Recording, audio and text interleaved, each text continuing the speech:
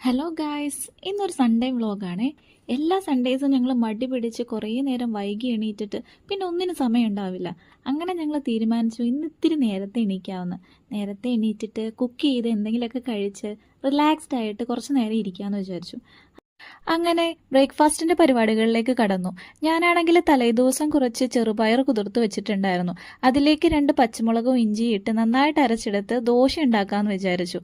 അവളാണെങ്കിൽ തലേ ദിവസത്തെ കപ്പയും മീൻകറിയും ഉണ്ടായിരുന്നു, അത് കഴിച്ചു.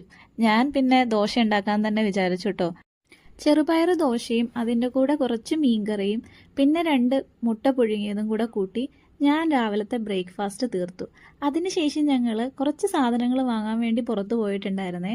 ഇന്ന് സ്പെഷ്യലായിട്ട് ബിരിയാണി ഉണ്ടാക്കാമെന്ന് തന്നെ വിചാരിച്ചു. അങ്ങനെ ഞങ്ങൾ ബിരിയാണി ഉണ്ടാക്കി ഉച്ചയ്ക്ക് അത് കഴിച്ചു.